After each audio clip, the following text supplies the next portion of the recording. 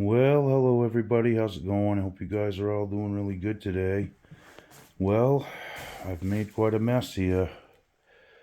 I'm pretty much dismantling the drum set here. I got a bunch of stuff that a friend dropped off yesterday. I'm trying to just incorporate some of this into the kit here. Got some nice stands, a bunch of nice cymbals that I'm kind of testing out here just to see what they sound like and if they'll actually jive with what I already have here. So I got some small tom-toms he give me. I was going to try to incorporate these on this side of the kit, but I think I'm going to keep my regular first toms not on a rack, but it's on a snare stand. And the kick drum's big, so there's not a lot of real estate out here once you get the tom set up in place there. So I think I'm going to do is probably try to get these over here. I'm going to swap this smaller one out with that one right now, and then move that one over here. And there is another one that goes to it, a real small one, which is missing one lug. So I'll have to fix that one too, but we'll see. Sometimes it can be too much, but I'm going to try to incorporate some of it. I got another hi-hat stand right there, and there's a set of Zildian Master Sound hi-hats down on the other end. So I've already got a set of Sabian B8s in here, just like these ones. So I'm going to set up another hi-hat stand and get some stuff, turnkey, so when we're recording, I can just kind of, move a few things around for different drummers if that's the case, but it'll be pretty much turnkey and ready to go. So anyways, I'm trying to sort this out. A lot of clamps, a lot of stuff going on here. And like I said, it's a 28-inch kick drum, so it takes up a lot of real estate as far as cymbal stands around it and your rack toms, and you really can't even put a rack tom off the kit because it's just too tall. Anyhow, that's what we're up to today. So we're going to test a bunch of cymbals out, and I'm going to try to get these toms set up over here. So let's get to it. Okay, folks, well, I did manage to incorporate some of these smaller toms into the kit. Now, it's probably not optimum. I'd rather have the smaller drums over here, but there's just no real estate for them. I don't want them up that high or whatever. But what I did do is I mounted these to one cymbal stand right here, okay? So, it's really heavy, by the way. But if the song calls for something different when we're recording, I can always pull that tom out and that cymbal and just walk this around, and boom, a couple adjustments, and I can have two toms and then a floor tom, and just tune these up to match it, that's all, and I could remove that tom. So that is something to think about. I'm really not sure if this is going to be where it stays forever, but like I said, it might be just something that I, put in place of that, depending on the drummer and depending on the song, totally. So we got that part done. The next thing we're going to do is test out some cymbals and see what we got here, okay? Now, I'm running mostly, there's a double A China, a lot of B8 stuff, some B8 Pros. This is an old Zildian Avitas, which is really a nice cymbal to record with. So I leave that one in there, and I try to just use it for recording.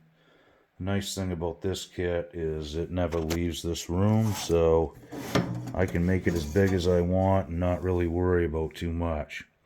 I don't want it too crazy, but we are going to add a few more cymbals in here. I can see a few spaces where I could, probably throw a few in. And we're going to set up another another hi-hat stand too. I just dug one out if I can find it here. Nope. Oh, it's over here. Okay. This is Gibraltar. It's a good hi-hat stand. It works really smooth. There's a set of B8s on there. Those are basically identical to the ones that are on the kit now.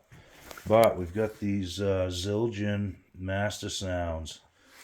So I think I'll set this up with those. And, you know, we'll have an option. Like I said, I just want to make this stuff interchangeable.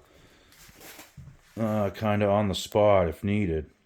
So we'll get everything set up, cleaned up, get the dust off them, and kind of go from there. So let's check out a few of these cymbals, and I'm going to try to narrow it down to which ones I may use here first, okay? Alright, let's get to it.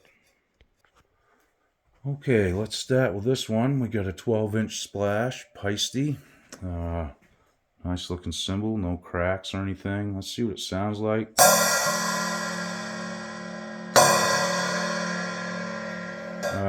Keep in mind it's just kind of sitting on the post here, so not bad. I can kind of see that maybe blending in with the stuff that I already have. Let's try another one. Okay, we got a 9-inch splash, Paiste. Again, I need to fix this so we can get an accurate sound here. Hold on. Okay, this is a little better. It's kind of small sounding. That's just what it is. Okay, here's another one that I found. This one's not stamped or anything. It does look like it's kind of hammered some. Looks like about a 10-inch maybe.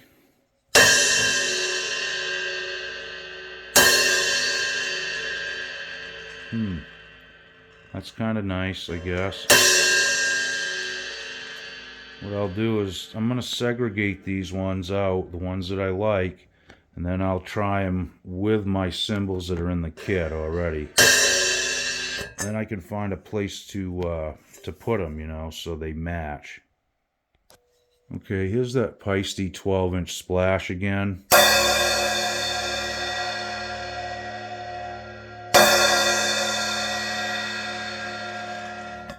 Quite a bit of dissipation, you know, it lasts quite a while. I kind of like that one, so we're going to set that one aside. Okay, here's another one. This is a Paiste sound formula. You can just barely make that out. Sound, right? Paiste in the middle, formula. Again, these are cymbals that a friend of mine dropped off to me yesterday, so I'm just kind of going through them. Let's see what this sounds like.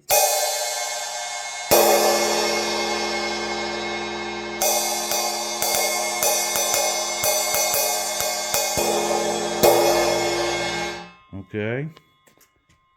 That one will probably work with a lot of the cymbals that I'm using. Okay, here's a B8 Pro Medium. I have one of these somewhere. I guess, yeah, this one is mine. Okay, I think I got another one of these too. Okay, here's an odd one. Really not sure what this is called. It's dished this way, so sounds like a gong, kind of.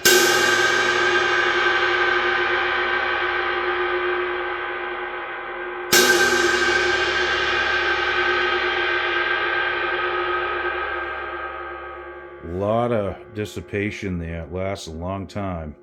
I'm not sure who made this or what kind it is, but it seems of good quality. Let me know what it is, guys. I'm a guitar player, not a drum collector, but it looks to be in good condition and it sounds kind of neat, so let's check out a few more. Okay, here's another Sabian. This is a medium ride AA, so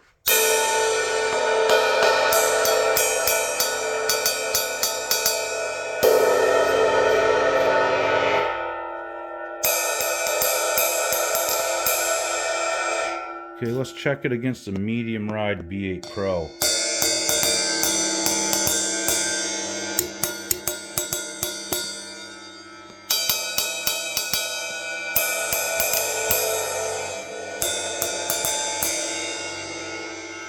Okay. This is why I do this stuff, folks, because, you know, I've got a pretty good selection of stuff here, so I want to try to go through it and pick out the best stuff that will match and work together. Okay, so these are both a little different. I like the sound of both, honestly.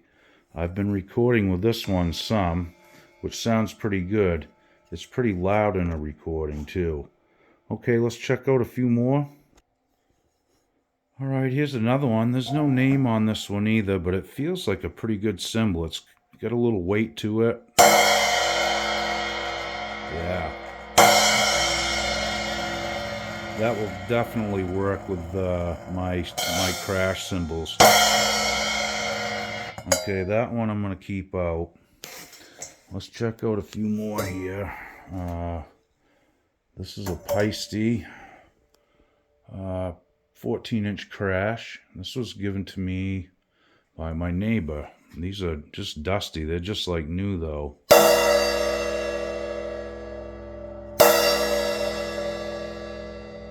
Kind of has a harmonic ring to it. It's a short duration of the, you know, the actual trail of the cymbal as it vibrates.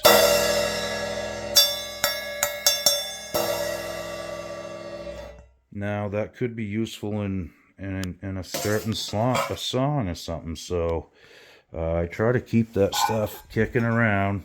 It's nice to have the option if you can. Okay, this is the same brand, and this is a 10-inch splash. Yeah, has that kind of a ring bell to it, you know, like bell kind of tone. Okay, so again, those can be very useful in other applications if you're just looking for a different sound. So that pretty much narrows that down. We do have this too. I haven't tried this yet. This is a Wuhan. Looks like a China. Real trashy.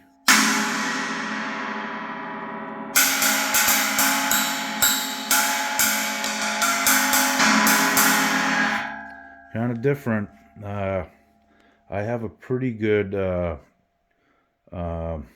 whatever you call these things, China, that's what it is. I have a Sabian AA one that sounds really nice. Sounds different than this one. This is a real kind of, you know, again, that could work in a certain recording where nothing else will. So it's better to have the stuff than not have it. So the next thing I'm going to do is pretty much make a pile of the good ones that I'm going to use, and I'll put the other ones away, and we'll always have them in case we need them. Alright guys, well, thanks for checking this one out. I got trapped in there once. Oh boy, I pity the drum roadies, or drum techs. What a pain.